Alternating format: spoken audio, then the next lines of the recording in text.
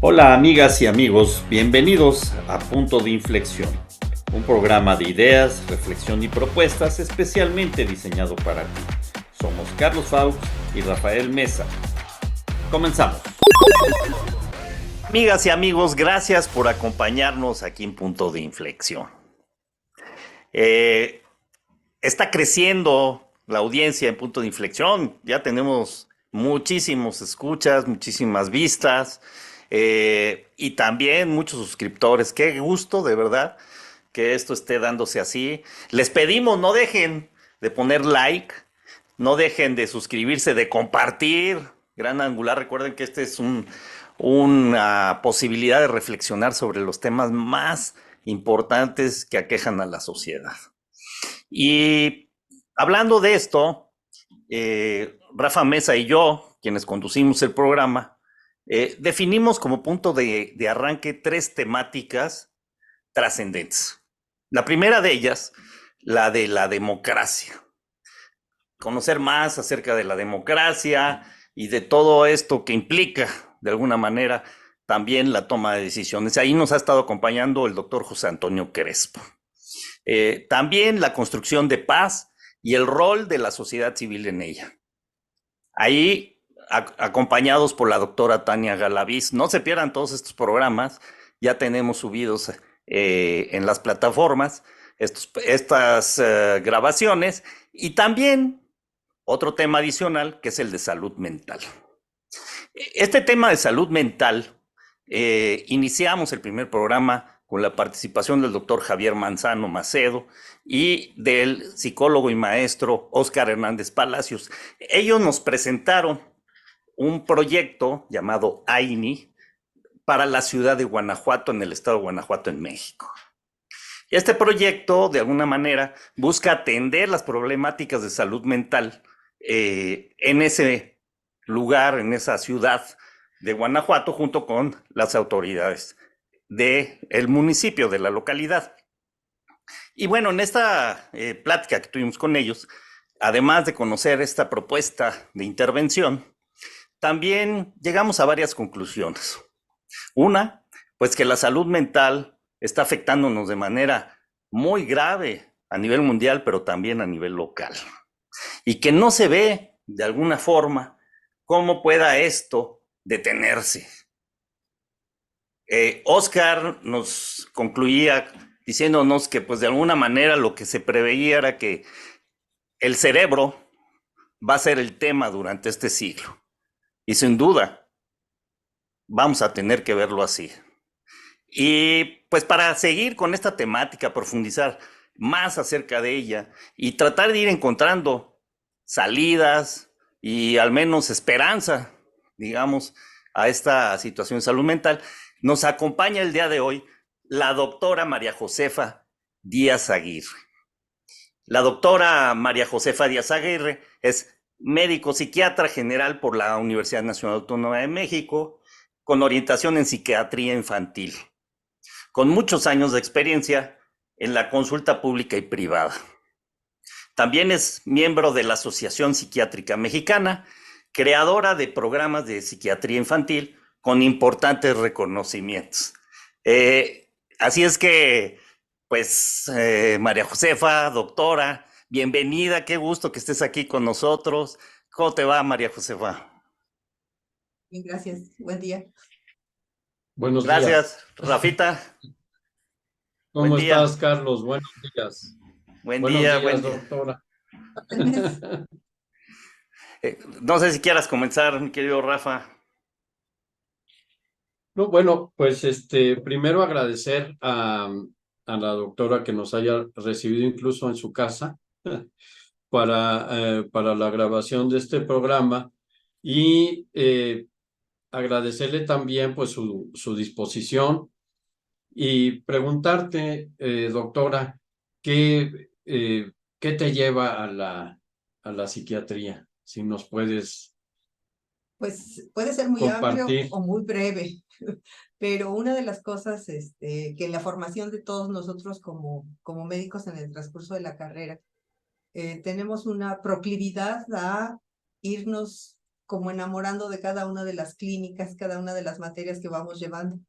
Pero pues hay facilidad en algunas y en otras definitivamente cada uno de nosotros puede ir reconociendo sus limitaciones. Entonces, conforme uno va evolucionando, la piedra de toque pues es el hecho de el internado y el servicio social, que es donde uno francamente entra en contacto con esta posibilidad de saber cuánto puede uno acceder a determinada especialidad, como una vocación, más que como una circunstancia de profesión. Y yo estuve relacionada con la salud pública en el año del servicio social. Y después estuve trabajando para la Universidad Nacional Autónoma de México los 2 siguientes años en el mismo departamento donde hice mi servicio social, en un programa de salud pública. Entonces, para finalmente hacer la combinación de por qué me dediqué a la psiquiatría, pues yo llegué a una conclusión. A mí el mundo de la psicología, el mundo del pensamiento siempre me había llamado la atención. El mundo de la psiquiatría fue cautivador en determinado momento porque se veía quienes estaban tan lastimados y quienes necesitaban más ayuda, que eran los enfermos mentales, y que siempre han sido estigmatizados, hechos a un lado, no muy bien vistos por los familiares, incluso por los médicos también, y que siempre se pospone un poco la atención en el sentido de que es algo pasajero, se le va a pasar, esto no importa, y las enfermedades pues se van prolongando. Entonces hice un cruce entre lo sanitario, lo de salud pública, de que la medicina tiene que ser preventiva, no curativa, y que las neurosis, según el gran Sigmund Freud, se gestan en la infancia. Entonces, si uno empieza a trabajar precisamente como medicina preventiva, atendiendo a quienes están en proceso de educación, de formación y que son muy vulnerables, que son los niños, pues podríamos hacer una modificación, un programa, pues, para poder salir adelante de todas estas vicisitudes. Y eso fue el entrecruzamiento que me llevó a definir que me interesaba la psiquiatría y después la psiquiatría infantil. Muy bien, muchas gracias. Pues Carlitos, las No, pues, preguntas que quieras tú formular. no, gracias, mi querido Rafa. Gracias, María Josefa. Eh, Esto que decía yo antes de empezar a platicar contigo, doctora, respecto a la situación de la salud mental a nivel mundial y el que no se alcanza a visualizar desde la sociedad una manera pública de atención a la misma, ¿no? Al contrario, vemos situaciones muy complejas, incluso de salud pública en muchos de nuestros países, y esto también desenfoca de alguna forma, pues, la atención hacia las problemáticas específicas. Y aquí, leyendo un poco, aquí Rafa y yo, acerca de algunas propuestas que se han hecho a nivel mundial, eh, encontramos la propuesta de Alma Ata, que se generó en 1978 en Rusia por la Conferencia Internacional de Atención Primaria de Salud. Y bueno, sabemos que tú sabes de esto y esto nos interesaría muchísimo conocer por qué es importante Alma Ata en este contexto. Bueno, yo considero que fue muy importante la reunión de Alma Ata en 1978, porque se hizo énfasis en muchas decisiones importantes acerca de la atención primaria de la salud. La atención primaria es la del primer contacto. La atención primaria es la que el paciente acude al centro de salud más cercano, va con su médico general antes de llegar con los grandes especialistas. Yo considero que, bueno, para construir algo tenemos que empezar desde la base, y las enfermedades mentales se tendrían que diagnosticar o se tendrían que atender desde los primeros momentos en que alguien los está presentando. Sin embargo, pues hay en nuestra población y en general en toda la población mundial un gran estigma hacia las enfermedades mentales, porque entra en este proceso cartesiano de que la mente va por un lado y el cuerpo va por otro. Y entonces, como no es algo que se pueda apreciar como signos vitales como la temperatura, la fiebre, algo que sea tangible, que sea tocable, entonces las enfermedades mentales están siempre hechas a un lado y se habla mucho acerca de que es una debilidad de carácter, que con echarle ganas, que con concentrarse o con hacer una serie de cosas muy simples, se puede volver a adquirir la salud mental. Sin embargo, realmente pues no es así. Hay muchas características importantes como son las características hereditarias y genéticas de muchas de las enfermedades mentales y otras serían las reacciones de ajuste ante situaciones críticas de la vida, como puede ser el hecho de un duelo, un fallecimiento de alguien muy importante en la familia, como pueden ser los padres, o el hecho del abandono, el hecho de tener un proceso de migración ahora que están tan de moda, pues tan vistos, tan importantes, tener que abandonar todo y mudarte a un lugar donde no conoces el idioma, donde no dominas ninguna de las costumbres, donde tu alimentación va a ser totalmente diferente y donde te tienes que reincorporar a un sistema educativo, en el mejor de los casos, si te acogen, ¿verdad? Entonces, estas dos consideraciones yo creo que son muy importantes. Los sanitaristas que se reunieron en Alma Ata hablaron de algo que en esa época yo tuve contacto con esto debido al trabajo que estaba yo desarrollando.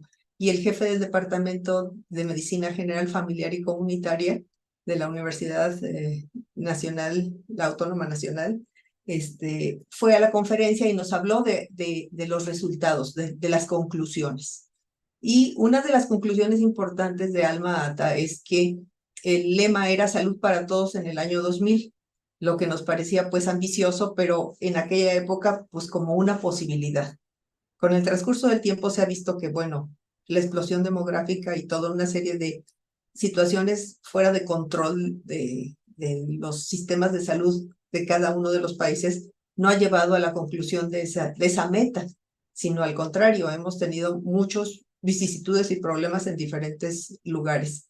Sin embargo, esta salud para todos en el año 2000 tenía un énfasis importante en que nos habló de que las enfermedades a las que estábamos acostumbrados en esas décadas iban a tener una transformación y que el siglo XXI, el siglo que seguía, o sea, donde estamos viviendo ahora, iba a ser el siglo de las enfermedades, donde iban a tener preponderancia y donde iban a dominar los problemas de salud mental. Y eso nos pareció a nosotros, pues francamente, así como irrisorio, ¿no? Porque en ese momento la diabetes, las enfermedades del corazón, los infartos, otro tipo, los accidentes, por ejemplo, pues tenían como los más altos índices de causas de muerte o de número de casos por comunidades. Sin embargo, en el devenir de los años, pues hemos visto que fueron proféticos, pero más que proféticos, pues habían hecho buenas perspectivas los sanitaristas y sí saben de lo que estaban hablando. Y, y Sin esta fue duda.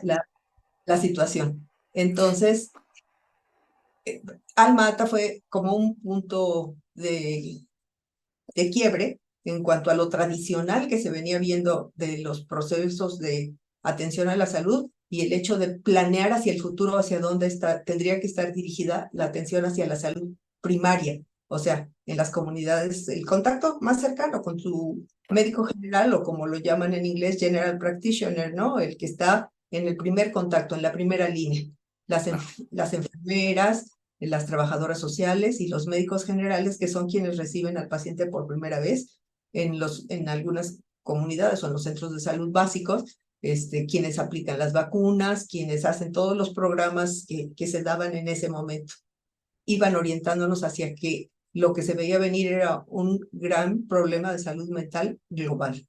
Y aquí lo estamos viviendo. Por supuesto, por supuesto. Sí. Estaba yo leyendo un artículo que escribió James Patrick Kiernan para que se llamaba Perspectivas de Salud de la revista de la Organización Panamericana de la Salud. Y él decía que de alguna manera digamos, esta propuesta de Alma Ata pues ha sido víctima de simplificaciones, porque por un lado, bueno, dice simplificaciones conceptuales y facilísimos coyunturales condicionados por un modelo hegemónico mundial.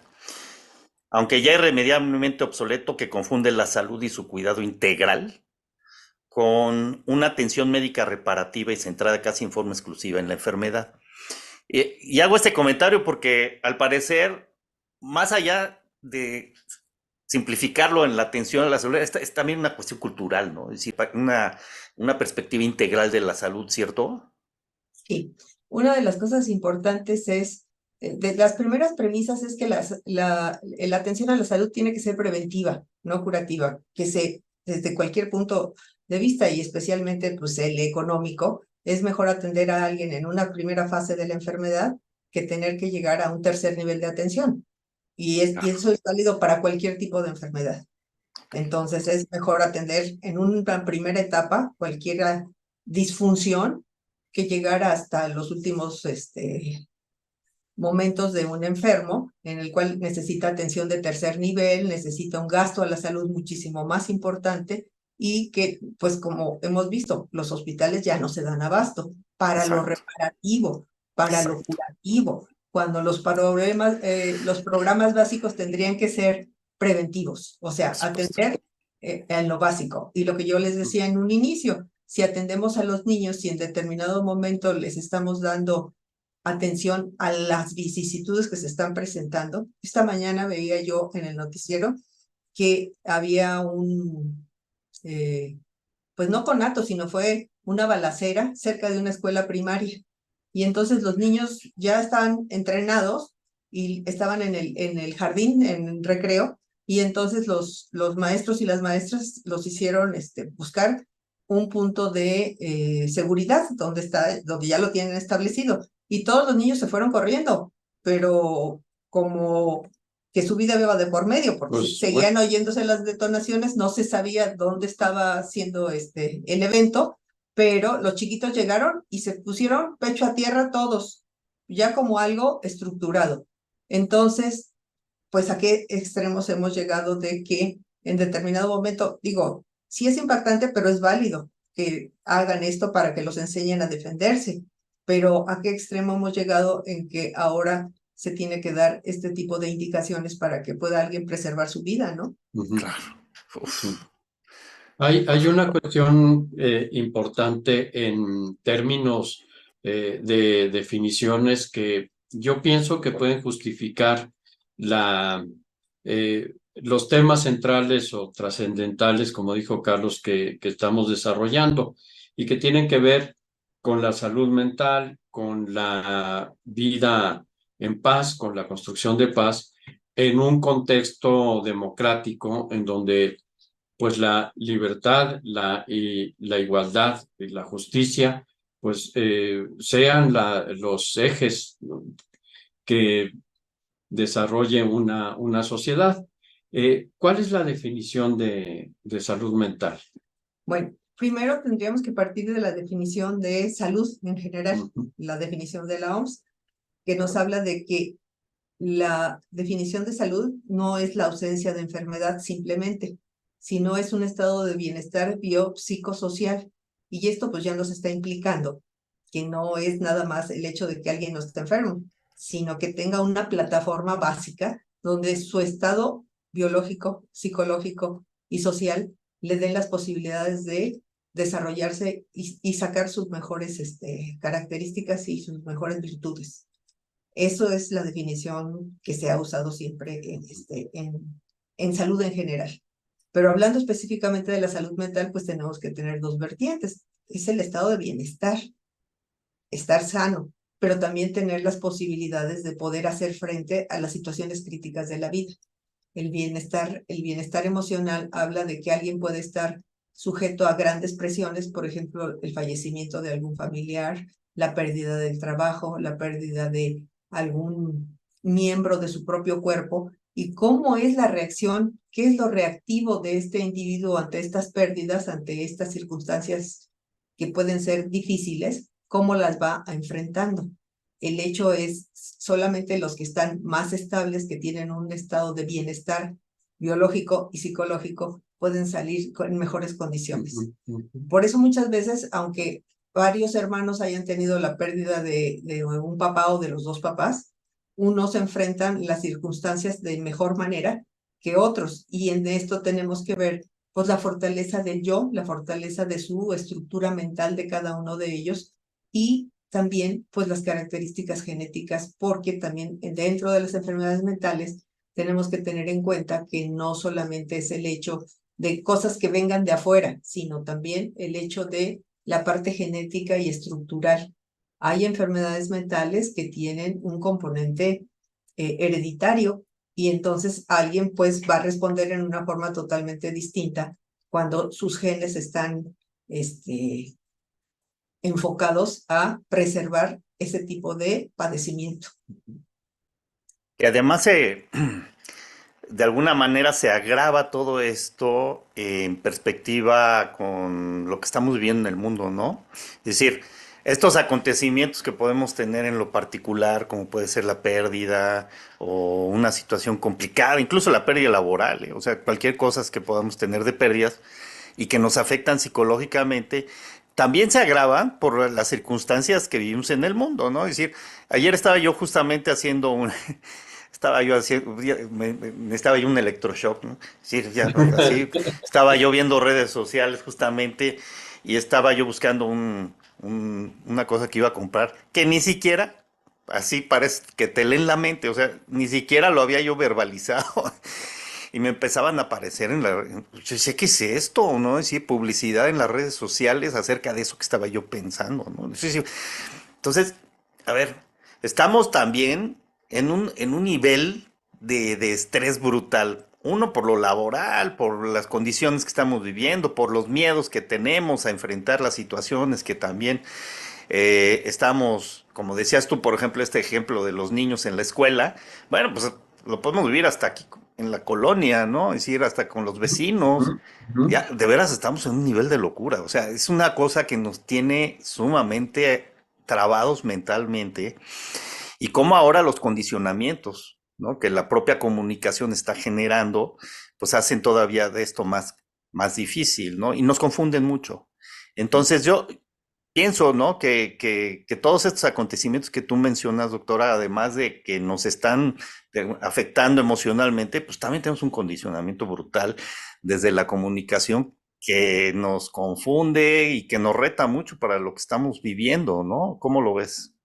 Y también yo he observado que se ha ido desarrollando a través de los años un nivel de tolerancia a las circunstancias de sucesos desagradables. Ujú. Nos hemos vuelto, nunca yo diría que inmunes, porque eso no puede lograrse, porque entran otras características individuales de cada uno, pero hemos sido muy tolerantes a el abuso a través de las redes sociales, a través de los medios de comunicación, de presenciar o ver o repetir escenas desagradables, escenas incluso de asesinatos o escenas de robos y nuestro umbral de tolerancia ya nos parece como algo cotidiano. Los hechos de sangre, por ejemplo, en los periódicos, yo nací en los años 50 y entonces cuando yo era jovencita todavía seguían publicando un periódico que se llamaba Alarma y era ese Ah, periódico únicamente especializado en dramas y asesinatos. Pero ahora pareciera ser, el periódico desapareció hace muchos años, pero ahora parece ser que todos los noticieros de televisión parecen ser parte de Alarma, porque si no hay hechos de sangre en cada uno de los noticieros, parece ser que el rating no es lo suficientemente alto.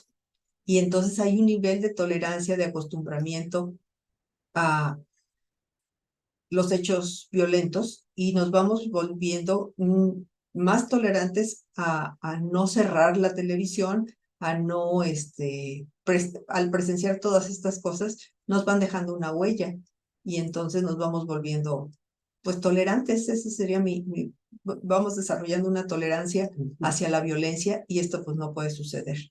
Sí, es un efecto sociológico, ¿no? Que es la normalización del crimen. Es cómo estamos ya habituados a esto. Pero hay una cuestión también muy importante que es la que tiene que ver mucho con lo que se llama la cultura del miedo, ¿no?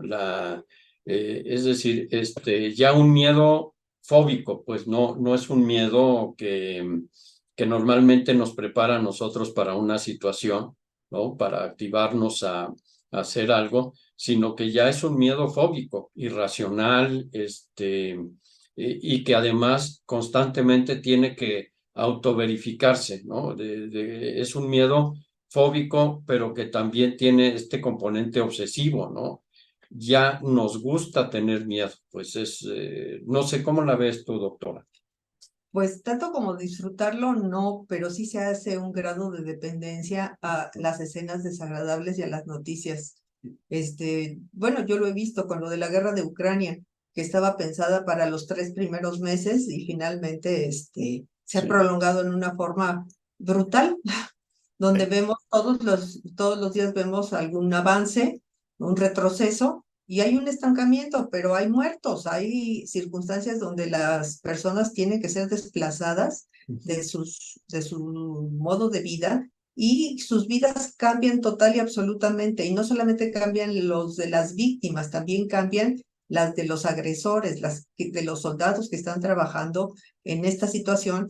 Pues muchos pierden la vida, pero otros regresan con situaciones críticas de salud mental por el hecho de la violencia que han tenido que ejercer y que muchas veces ante esta permisividad de que estamos en guerra sale toda la parte negra de cada uno de los componentes y entonces alguien que se pensaba que jamás sería capaz de asesinar a otro ser humano resulta que se convierte en algo cotidiano y regresar con esos sentimientos de culpa y regresar con todo esto, aunque tengan el entrenamiento, no los hace mejores personas. Generalmente ellos evolucionan con traumas importantes y acaban teniendo pues problemas de salud mental, separaciones de su familia, divorcios, en fin, no se puede pronosticar con porcentajes, pero terminan teniendo crisis de pánico, enfermedades mentales. Pues no es agradable para nadie tener una situación como la que se está viviendo. No, creo que no. Oye, entonces al parecer el pronóstico de Alma Ata que decías acerca de la salud mental, pues se ha cumplido, ¿no? Sí, Y, eso. y pues yo no sé, o sea, estamos en una situación en que no solamente se ha cumplido, se aceleró, o sea, estamos en una situación muy compleja, ¿no? Todo lo que hemos estado platicando, que pues de Yo alguna alcanzo a ver, forma, ¿cómo dices, perdón?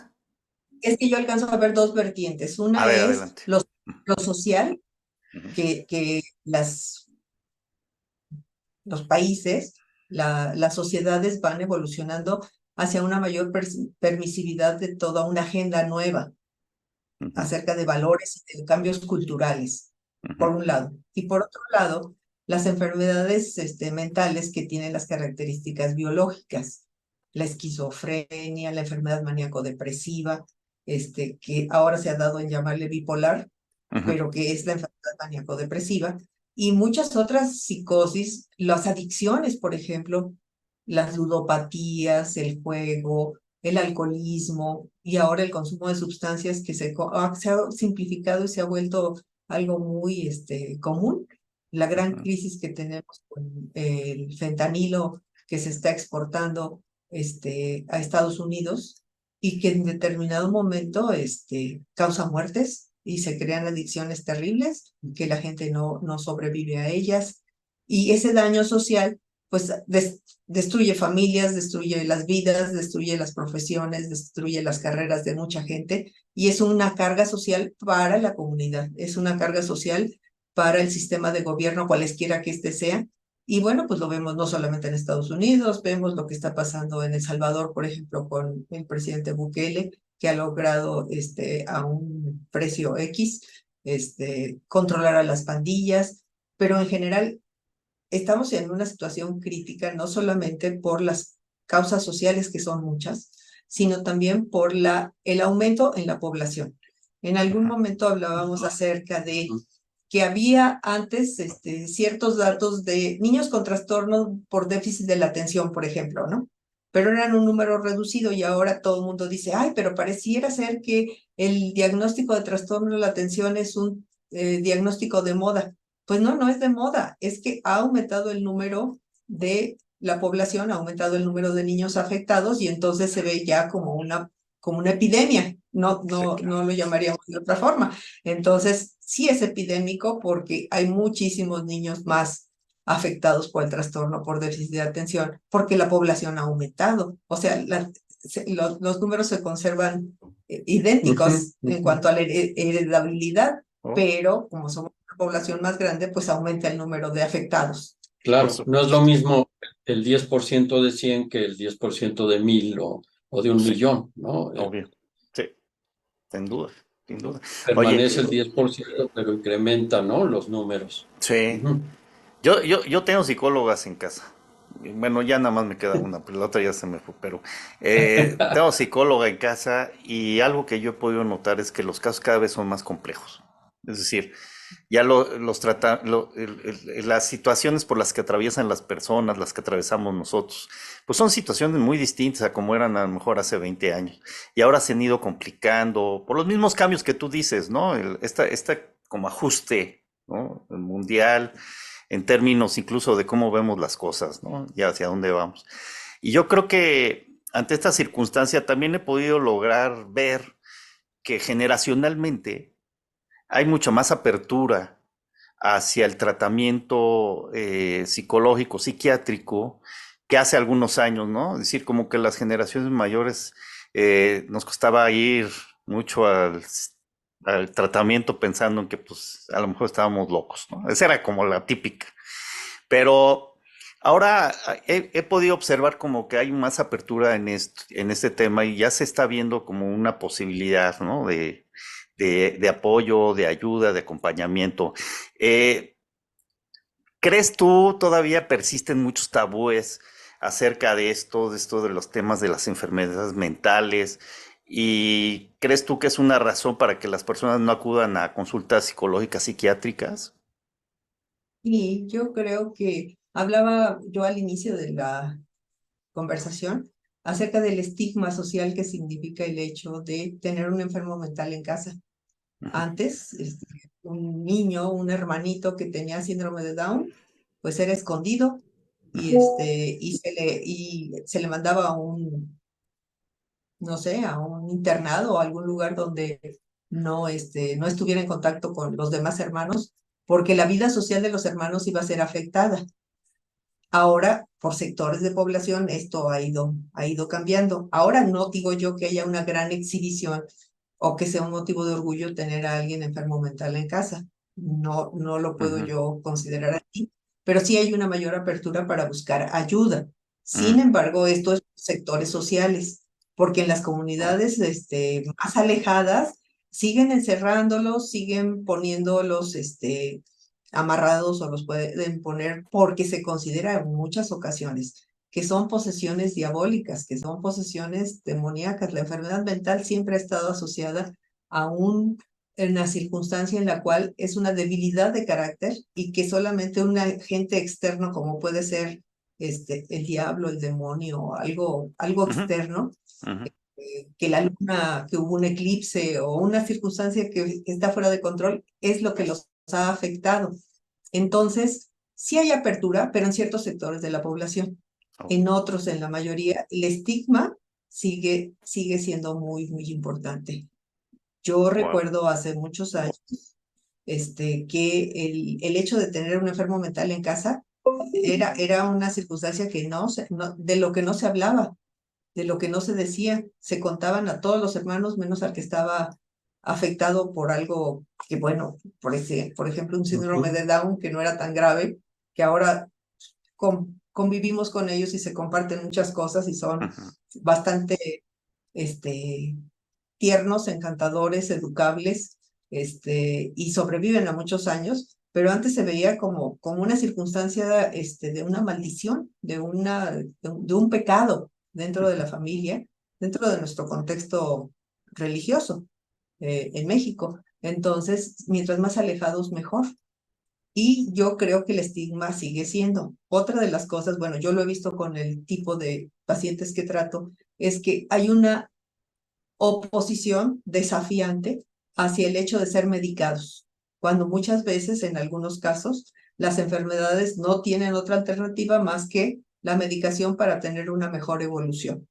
Y pongo por caso los niños o jovencitos que han tenido crisis convulsivas por alguna situación. Si no se les da el tratamiento, pues van a tener un empeoramiento progresivo de este padecimiento y pueden llegar a la evolución misma de la muerte, ¿no? Por el hecho de tener un estado epiléptico. Y sin embargo, la familia se rehúsa a darles el tratamiento. Recientemente yo he tenido contacto con una paciente que el papá migró a Estados Unidos como migrante hace muchos años y esta chica, bueno, llegó a tener 10, 12 años y la llevaron a un centro en el DIF, en México, en el Distrito Federal, donde le mandaron su tratamiento. Pero cuando el papá, que hablaba por teléfono cada 8 días, se entera, le dice que no puedes, no debes tomarte la medicación porque tú eres fuerte, tú eres mi hija y mis hijos no van a estar enfermos nunca. Entonces la mamá No, bueno. le tuvo que retirar la medicación con las consecuencias consabidas, ¿no? Porque esta mentalidad acerca de que a mis hijos no les puede pasar nada y yo no les pude haber transmitido nada cuando una crisis convulsiva puede tener muchos factores y no solamente la herencia, puede haberse golpeado la cabeza, puede haberse caído, pudo haber tenido un mal parto, me explico, causas pueden ser muchas, pero esa asociación de fortaleza y salud mental continúa en nuestro medio cotidiano en todas las clases sociales. Tenemos que hacer el esfuerzo y tenemos que ser fuertes y esto se nos va a quitar. Pero muchas veces pues no es así. Sí, requiere un tratamiento. Oye, Hay una cosa. sí, adelante, Ajá. Rafa. Adelante, No, Rafa. no, no. Más o menos va en esta dirección, que es la asociación de la enfermedad mental con algo que es externo, pero que además de alguna manera tiene un contenido religioso. Ujú. Yo recuerdo César que tenía, digo, el emperador que tenía un problema de convulsiones, pues se le llamó la enfermedad divina, porque se pensaba que se comunicaban, ¿verdad? Y Los los, dioses a través de la epilepsia, Mm. y los igual que los egipcios, exacto. Entonces sí, es milenaria la asociación de Ujú. la enfermedad mental o el padecimiento con algo externo pero superior. O sea, algo que está más allá incluso del propio control humano, ¿no? Pues es un poco el desconocimiento, ¿no? De la salud mental, ¿no? Yo asumo y lo asume Ajá. la gente desde una perspectiva, pues, un poco eh, más apegada a sus culturas y tradiciones. Pero bueno, a ver, qué bueno que tocaste esto de los medicamentos, doctora, porque, a ver, ¿qué diferencia hay entre un tratamiento psicológico y uno psiquiátrico? Creo que es vital saberlo. pues es fundamental y el médico hace la carrera de medicina y después hace la especialidad de psiquiatría.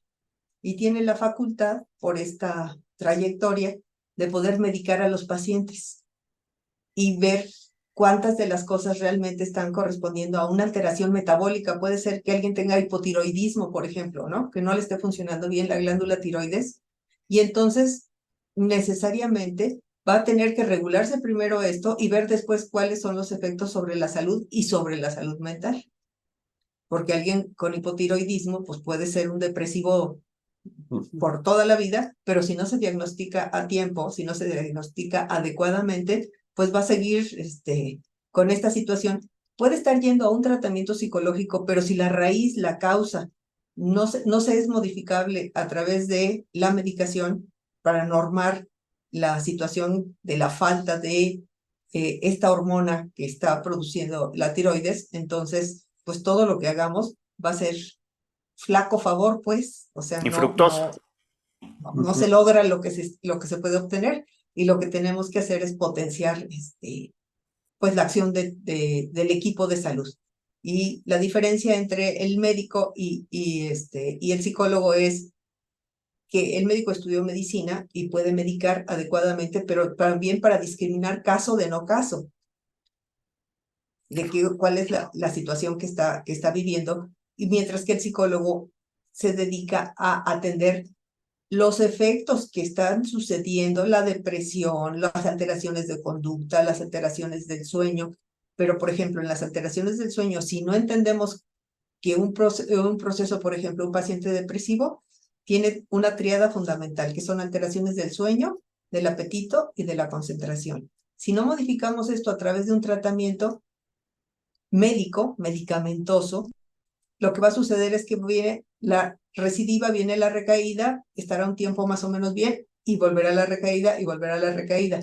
El problema con los enfermos depresivos es que la evolución en muchos de ellos nos lleva a situaciones extremas y a la muerte.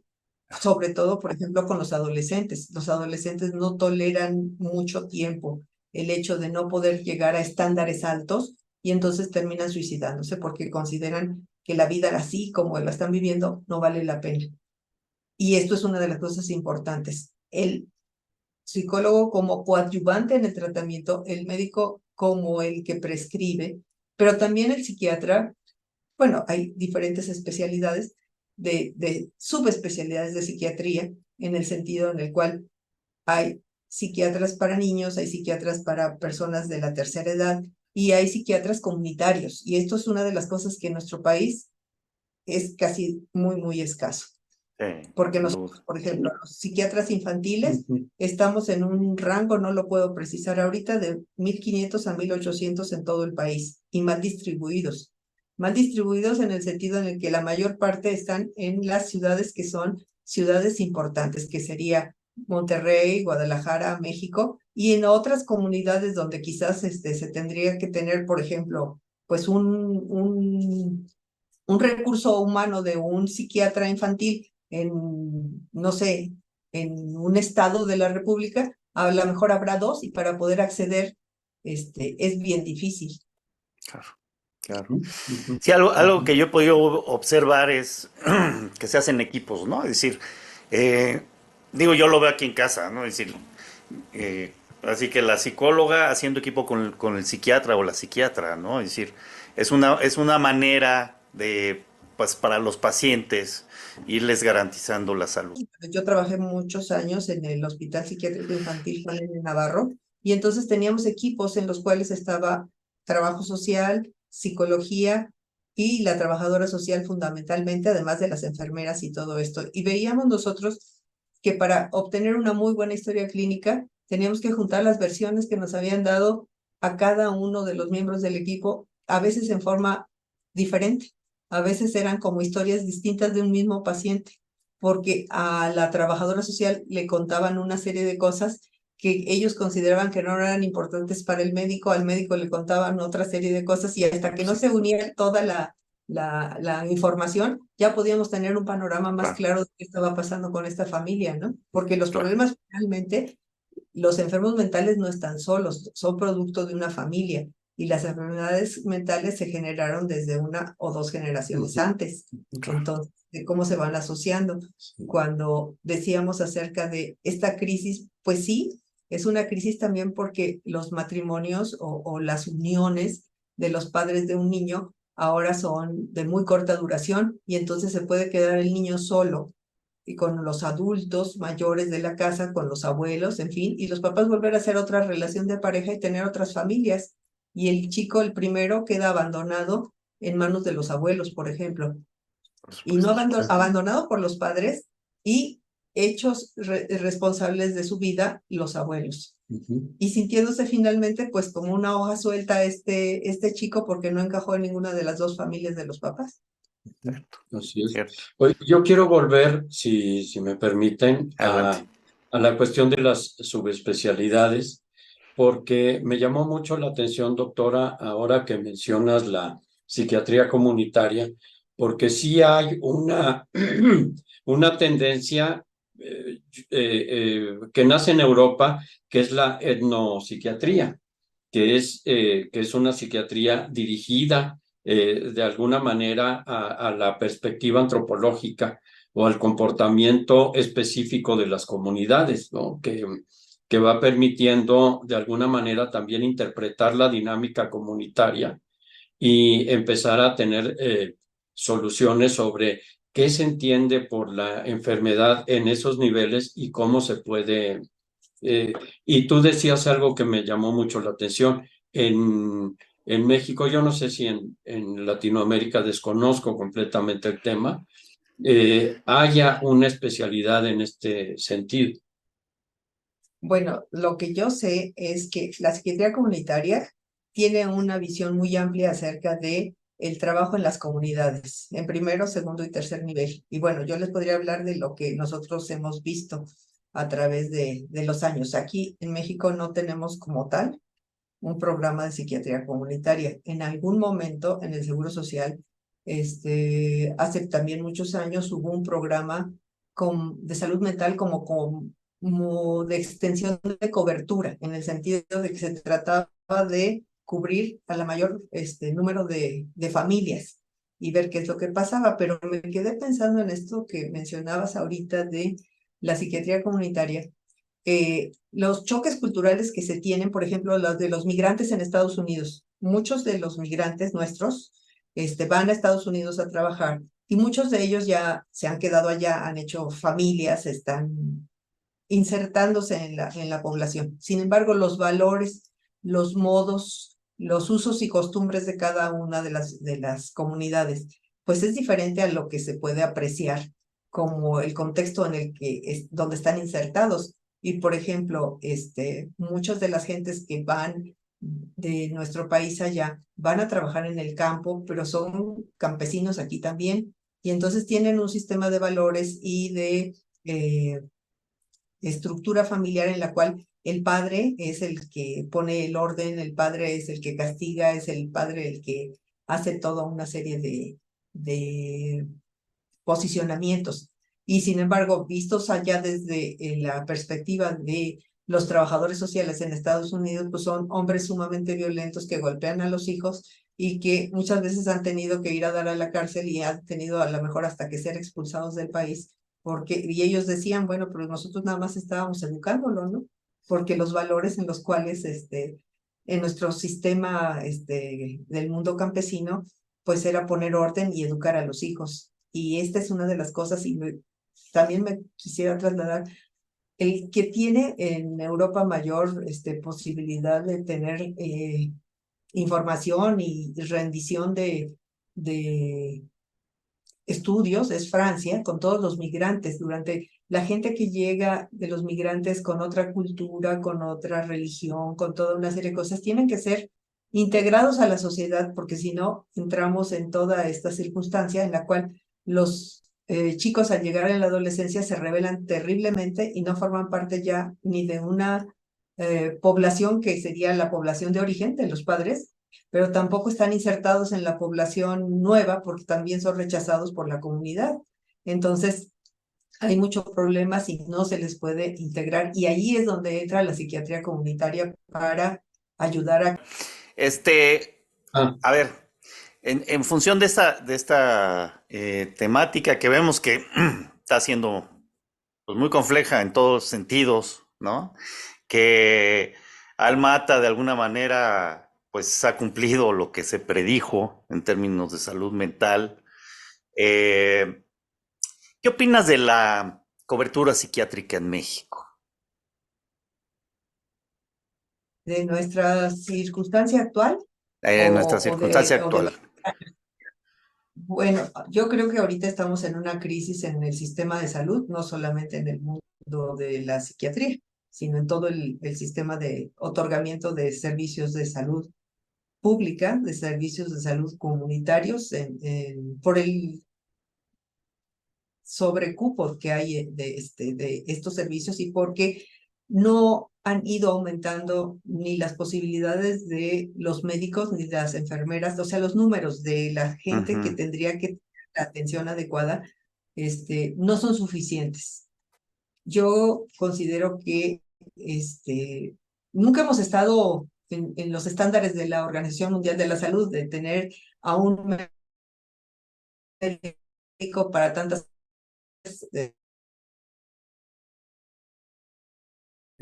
vaya, no lo hemos tenido, pero ahora, ante circunstancias tan difíciles como estas últimas que hemos vivido, incluida la pandemia, pues el sistema de salud hizo crisis y entonces el hecho es que la mayor parte de la población se encuentra descubierta, aunque haya los servicios de salud de las instituciones como puede ser el ISSSTE, el Seguro Social, quienes están en el ejército, que tiene su propio sistema de salud, sí están cubiertos, pero también están padeciendo el volumen ingente de casos que están llegando y muchos de los pacientes no logran tener una cama cuando lo necesitan, no logran tener una atención inmediata.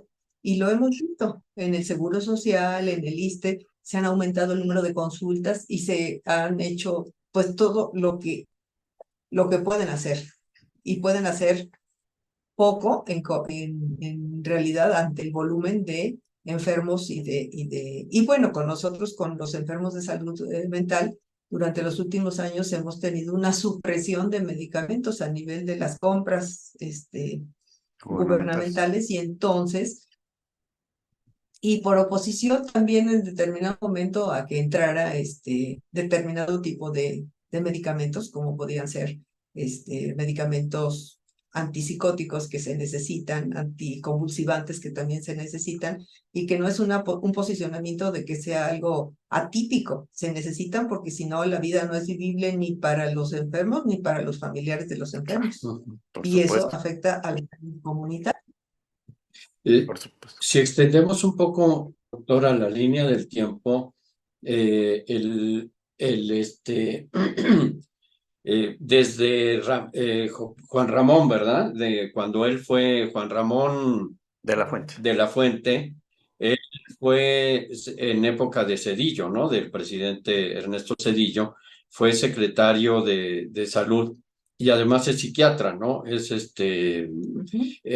Sí hubo una perspectiva de salud pública en términos de salud mental, pero a lo largo de los sexenios, si quieres, hablamos desde la transición, ¿no? De Fox a la fecha. ¿Cuál es tu veredicto, digamos, o desde tu perspectiva, Mi punto de vista. de tu punto de vista, sí? Bueno, sí hubo una serie de programas, se ha dado atención a la salud mental en una forma, ¿cómo llamarlo? En una forma no intensiva, pero en una forma constante. Pero estamos rebasados desde hace mucho tiempo. Sí había, voy a poner un ejemplo muy simplón, pero pues es el que me viene ahorita a la mente. Nosotros, por ejemplo, en salud pública teníamos un programa de atención de vacunación universal y entonces durante muchos años México era para la Organización Panamericana de la Salud pues el ejemplo a seguir porque la cobertura de las vacunas era universal y no había niño que naciera que no tuviera todo su esquema completo y al llegar a la escuela primaria estaban con esquemas completos de vacunación para todas las enfermedades transmisibles. Sin embargo, durante los últimos años, esto ya no es posible. Algo similar ha sucedido durante todo este tiempo. Se iban atendiendo todas las enfermedades que podían ser enfermedades de primer contacto. Pero, ¿qué es lo que sucede? Sí, cuando estuvo el doctor Juan Ramón de la Fuente, él al ser psiquiatra, pues obviamente dio un énfasis un poco más claro acerca de la atención a la salud mental. Pero también estuvo el doctor Julio Fren, que también fue el que le siguió como secretario de salud, y él fue el autor de el Seguro Popular. Popular. Ajá. Y en el Seguro Popular, bueno, se estaba cubriendo 56 millones de mexicanos en los cuales se les daba la atención, a lo mejor escasa, pero sí había atención de salud mental en estas comunidades. Sin embargo, esto no se fue fundamentando, no se fue manteniendo y ahorita sí estamos ante una grave situación de crisis, de falta de recursos, pero también de falta de recursos humanos. Necesitamos más vocaciones de ir a vivir a las comunidades y de poder estar en contacto y que los psicólogos, los psiquiatras, los trabajadores sociales, hablo de trabajo social psiquiátrico, no trabajadores sociales comunes, sino que tengan un Con entrenamiento enfoque. ¿sí? hacia la psiquiatría, que pueden ser muy útiles para detectar casos y para dar la atención de orientación y las pláticas a los familiares acerca de lo que sí se puede obtener de un paciente y lo que no se puede obtener de un paciente. Porque muchas personas quieren que su enfermo llegue a estar bien, como nunca lo ha estado. Y entonces esta es otra de las cosas que también es muy utópico. Yo quiero como que me lo arreglen, como que me lo reparen y que sea lo que nunca fue. Y esta es una de las... Bajar esas expectativas que pueden ser en determinado momento muy ilusorias también forma parte del programa de atención a la comunidad para darles pues los marcos de referencia de lo que sí se puede lograr y de lo que no se puede lograr, ¿no? Y que no haya tanta gente viviendo en las calles abandonado porque quienes están, que serían, como los llamábamos nosotros antes, vagabundos, pero ahora se les llama homeless, o sea, gente que no ha podido mantener un estándar y ha tenido que salir a vivir a la calle. Muchos de ellos son enfermos mentales que han sido expulsados por su propia familia con la razón o la sin razón que ustedes quieran, el hecho de que están poseídos, pues que causan muchos problemas. Si no son atendidos y si no tienen su medicación, sí causan una disfunción familiar grave. Claro. Fíjate, casualmente, ahora que mencionaban al doctor Julio Frenk, escuché una entrevista que le hicieron al doctor y él justo decía que la cobertura de salud que se tenía con el Seguro Popular era del 84% y que a partir de que se creó este modelo nuevo del INSABI, que ya desapareció, bajó al 64%. Más allá de la calidad de la cobertura, que estamos hablando de cobertura, ¿no? Y que de alguna manera, pues bueno, el enfoque del Seguro Popular pues, era mantener la cobertura y crecerla, ¿no? Para tratar de llegar a un modelo como el de Dinamarca. Y cuando digo modelo como Dinamarca, es real, no es decir, no es trata de ser Dinamarca, sino me refiero en el concepto general del modelo Dinamarca, ¿no? Porque lo hemos agarrado a chascarrillo, pero en realidad estaba modelado, ¿no? Llevarlo hacia países escandinavos, el modelo, ¿no? Eso es lo que decía el doctor Frank. Pero bueno, hacía yo la mención porque ahorita que hablabas de la cobertura, pues finalmente eso es algo que escuché apenas de una entrevista que se le hizo al doctor, ¿no?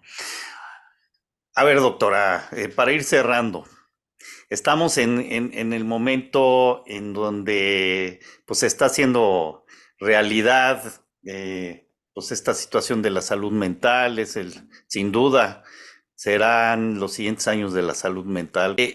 Pero, ¿cómo? ¿Qué esperanza podemos darle a la gente para los, digamos, en términos de salud mental, para los años venideros? ¿Qué podemos hacer o qué se puede hacer, digamos, para que pues no nos quedemos con el nervio de punta, sino podamos también tener un poco de esperanza, de salida? ¿Qué le puedes decir a las personas que nos escuchan? Bueno, lo primero sería el hecho de participar se habla del derecho a la salud, que el derecho a la salud mental. Pero yo siempre he pensado que todos los derechos a su vez tienen una contraparte que son las obligaciones. Y para las comunidades y para las personas en individual, tenemos que hacer esa parte de responsabilidad de si queremos estar bien, tenemos que atendernos y tenemos que buscar ayuda en cuanto tengamos una disfunción, cuando algo no está funcionando adecuadamente. Dejar a un lado los tabús, dejar a un lado toda una serie de creencias o pensamientos en los cuales yo como hombre o mujer soy superhombre o supermujer y yo voy a poder con todo. Porque en esta sobrevaloración, pues dicen que el diablo está en los pequeños detalles, ¿no? Y el hecho de sentirse alguien como superior a todos los demás y que no necesita ayuda de nadie, puede caer en circunstancias muy graves. Yo estoy atendiendo a mis hijos y mis hijos a mí me cuentan todo y yo no necesito que nadie me dé orientación. Y no es cierto, los hijos no cuentan nada de lo que realmente es peligroso o importante a los padres, pero sí se lo cuentan a otros miembros de la comunidad, como pueden ser los amigos o puede ser otro agente de cambio que podía ser el trabajador social en la escuela, ¿no? Entonces, esta pedida de ayuda es fundamental porque lleva a tener pues muchos casos, por ejemplo, de contacto con sustancias por no estar bien orientados los chicos y estar en contacto con las sustancias, pues el hecho de convertirse en un fármaco dependiente o en un alcohólico, pues hay un solo paso. Y si no controlamos a tiempo en la infancia, que los padres sean responsables de esa situación, de darse cuenta que sus hijos necesitan atención, pero atención profesional, pues, o sea, no solamente la atención de los papás. La atención de los papás es darse cuenta cuando necesitan llevar al niño a que sea visto por alguien y no considerar que porque es miembro de mi estirpe, es hijo mío, está con un seguro de vida para que nunca se enferme de alguna cosa emocional. Eso sería una de las cosas. Y la otra cosa, reflexionar sobre el tipo de familia de la cual provenimos cada uno de nosotros. Porque hay muchos casos de enfermedad mental en la familia, pero todo el mundo trata de tapar el sol con un dedo y entonces, no había ningún tío, con esquizofrenia, no había ninguna persona con crisis convulsivas, no había nadie, cuando realmente sí los hubo. Y entonces, pues estos son factores de riesgo que tenemos que tener en cuenta para, buscar ayuda. Mi llamada de esperanza sería la responsabilización de cada uno de nosotros de que en cuanto sintamos que no estamos siendo suficientes para nuestra propia atención, busquemos ayuda y la busquemos en los lugares adecuados, la busquemos a través de los médicos, de las enfermeras, de las trabajadoras sociales, del sistema de salud que tengamos a mano y pedir ayuda y exigir la ayuda, porque es otra de las cosas. Y no que divaguemos en circunstancias de creencias y de falsos tratamientos o pseudo tratamientos, ¿no? Muchas gracias, doctora. Rafita, ¿quieres agregar algo?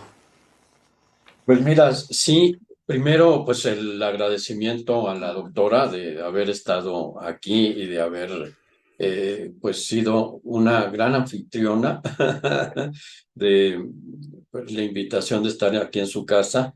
Y la otra, es como un comercial que quiero yo anticipar Adelante. ahora que la doctora estaba hablando de las pérdidas y del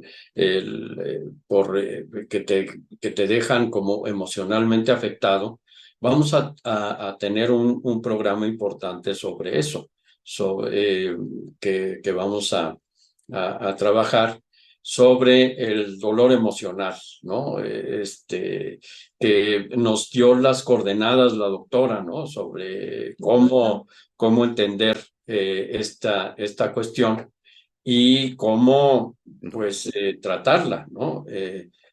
Y por último, pues, decir que la esperanza está en nosotros mismos, ¿no? En lo que estamos viendo de asumir la responsabilidad de la vida, ¿no? De lo que nos tocó, como decía la gran, aquí nos tocó vivir, ¿te acuerdas? Cristina De Pacheco. Cristina Pacheco.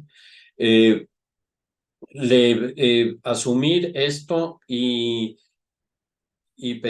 saber pedir ayuda. Creo que eso es muy importante, que sepamos pedir ayuda y además, de pasada, que al saber pedir ayuda, eso es un elemento de coordinación de la sociedad, ¿no? Porque es la ayuda mutua, la capacidad que tenemos de apoyarnos entre nosotros, De hacer es redes. de hacer redes, exacto. ¿No? Pero Exacto. redes vitales, ¿no? De esta capacidad de ayuda sí se especifica en la cuestión social, desde el punto de vista sociológico, como uno de los cementos de la sociedad, ¿no? Porque es la ayuda mutua, la consideración del otro como alguien que me apoya y viceversa, ¿no? La reciprocidad en la ayuda. Eso es, mi estimado Carlos, lo que se me ocurrió. No, pues muchas gracias, qué buena ocurrencia. Y pues sobre todo, agradecerte, doctora María Josefa Díaz Aguirre, por estar con nosotros, por darnos esta oportunidad de compartir el espacio, ¿no? También de tu hogar. Gracias, mi querido Rafa. Y gracias a ustedes, amigas, amigos, por estar con nosotros.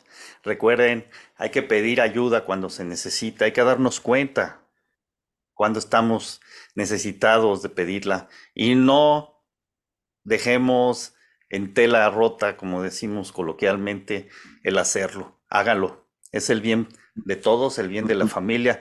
Y si hablamos de política pública, hablaremos también de política personal y política familiar. Eso no se deja. Es lo más Así es. importante. ¿Sí? Ujú. Así es que agradecerles a todos, recuerden, compartan, súmense a esto, vienen más emociones, de eso se trata la mente, y eso nos va a llevar a que punto de inflexión se quede en su corazón. Muchas gracias y que les vaya Gracias. muy bien.